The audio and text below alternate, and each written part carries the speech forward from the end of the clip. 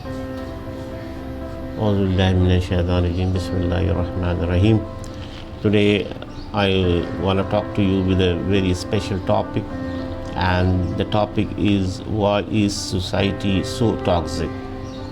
Where in this modern world of 21st century we are living, and that in an industrial society which confuses work and productivity, the necessity of producing has always been an enemy of the desire to create. So this question that I have been asked myself many times over the years, the answers are pretty harsh, but they are undeniable. This is why when one person acts violently, horribly, or insensely, they usually end up being identified as somewhere work not okay and need help. But when an entire society needs help, it tends to be the opposite. The toxic, violent, insane behavior become normalized. Those who don't engage in them become identified as the one who are strange or off attack. It is a quite sick questions, although the outrage behavior of the mob becomes the norm, and the few voices of those who don't agree become seen as dangerous and nuts in our society. Like a German philosopher Friedrich says, individual insanity is rare, but in groups, parties, nations, and epochs, it is the rule. So when we going with the flow means a one-way trip to the answer, which is very clear, you are better off turning the other directions. Many people may think it's just a tight glitch, but the breakdown of family has truly gutted society. Whatever you view on family formation, the nuclear family, and more the statistics about family breakdown are disturbing, and you can easily realize these things. They show a pattern of the children from broken family growing up to have a much higher rate of violent crime, drug abuse, suicide, and mental health issues. The amount of people affected by turbulent family situation, such as divorce and being born to single parent, is a very high in modern European culture countries. So we are not just talking about a few hundred of folks here, but I would like to share about 30% of Americans adolescents live without one of their parents. Is very critical, and around 40% of Americans children are born outside of the marriage. Is a very critical sign. We hear plenty of criticism out there of organized religion and mainstream faith, but what you don't often hear is a very viable replacement of it. Some people cling to science as being enough to base a society on, but it is clearly not. In addition to numerous ethical hurdles, science just doesn't give you the meaningful motivation for living life. Spiritually has a lot of potential for sure, but one of the big challenges I see with spiritually and new age things is that they are overly generic. They become like a giant mixed fruit bowl where people pick out what they like and discard the rest. This is not only with the American society or Christianity and Judaism. Even we are facing or observing in our Islamic society that being influenced and diffused from the culture of the European, and this seems to be, you can easily observe in our Muslim community. The point is that the organized religion used to provide a lot of structure that's now missing. This is making society more toxic place, in my opinion. That's a solid rule for diet and for many other aspects of life. It applies very well to modern society habit of consuming absolute drug and then wondering they are on age, hopeless, anxious. So when we talk about the media, we watch films, TV series and other content that is full of meaningless violence, sex, storylines and all around twisted psychopathic content, which is not our need. Then we wonder why society has become so toxic. It's becoming toxic because we are radioactive mind poisoned into our eyeballs all the day when we get connected with the social medias.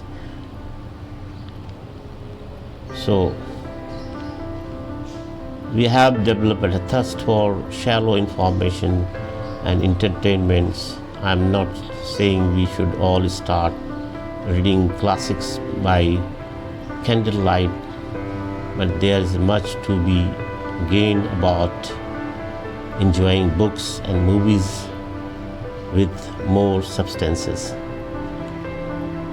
There is some other reason, that is the political polarization has driven people even further apart, and I think today very, very important and critical points that we are standing nowadays.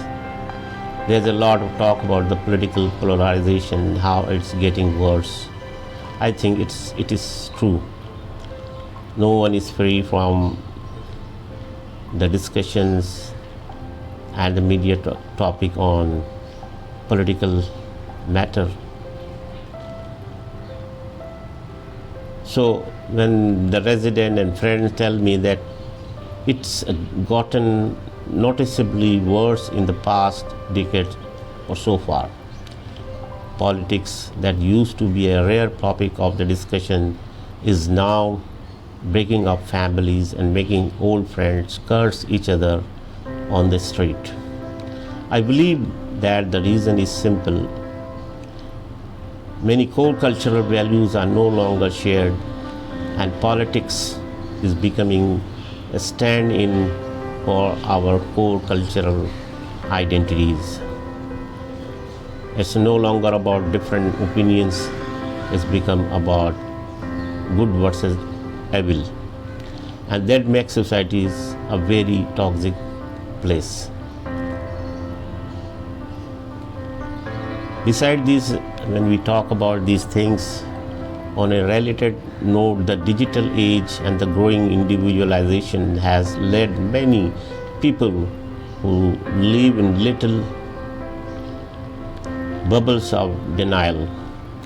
They choose one subject, profession, or the lifestyle that speak to them and then block everything else out. They punch in their destination address on the GPS and ignore the homeless all over the street on the way. They go golfing on Saturday and don't think about the enormous environmental devastation that landscaping one golf course causes. It's not the people are stupid, but see it is they have put on the blinders.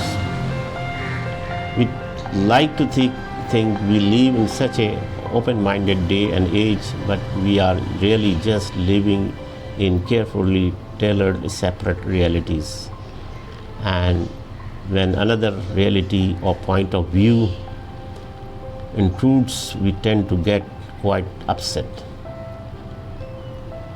One of the social media addiction is in turning people into an attention starved.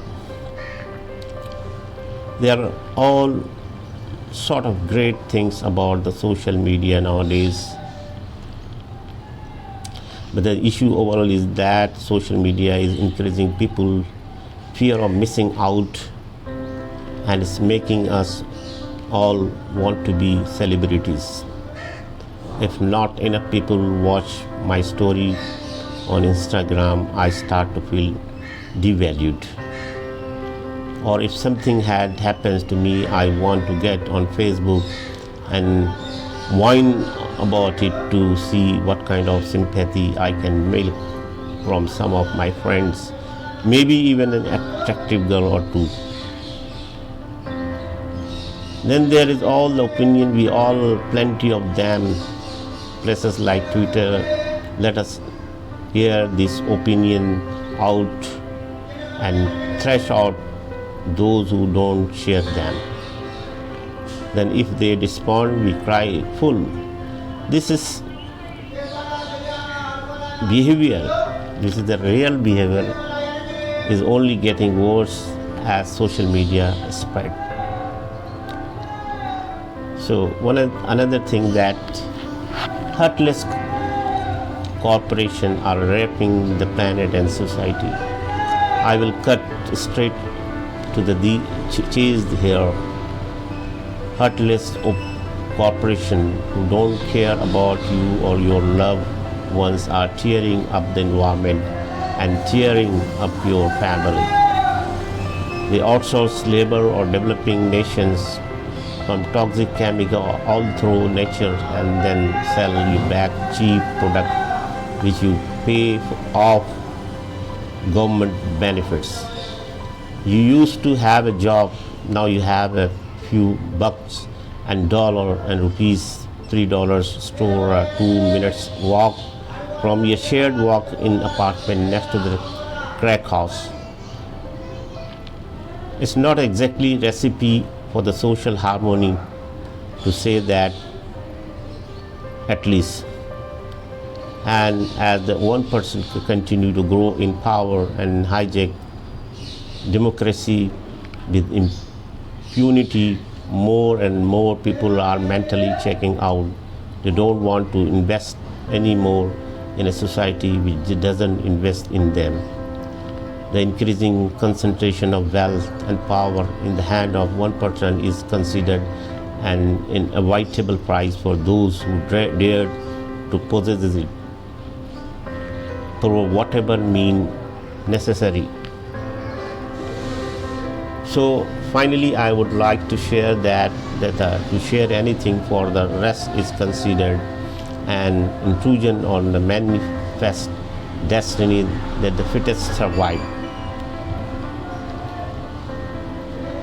So women are told they must be more assertive and mainly to be considered a success and prioritize their career our family, men are told must be softer and more sensitive to be considered non-toxic. The result is that women are becoming more and more miserable and men are becoming more and more toxic. Why this difference is there?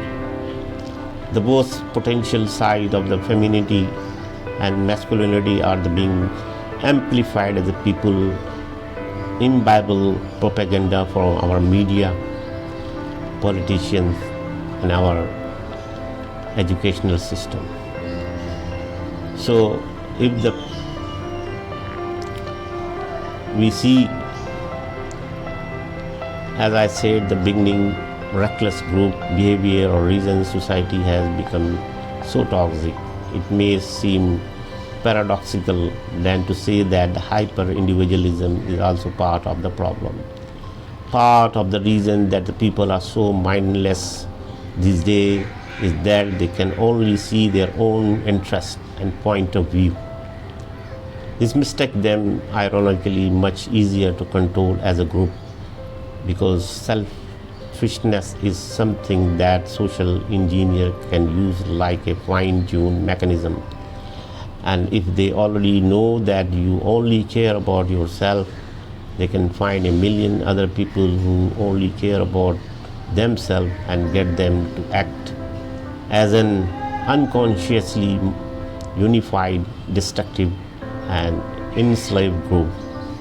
So these are the things that in this materialistic world we are facing, that we are cutting from groups, and the peoples are facing anxiety, depressions, loneliness, and these all things are when in society the peoples who are greater age showing this behavior simultaneously, this attitude and behaviors will pass on to our teenagers, adult, and they become so distressed and anxious and in depression, and get some solutions to get out from these society stress, anxiety conditions, and becoming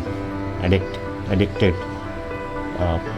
medicine like antipsychotic, antidepressant, anti-anxiety and anti-schizophrenic medicines, which current medicinal market is much higher than the other generics products for the other disease.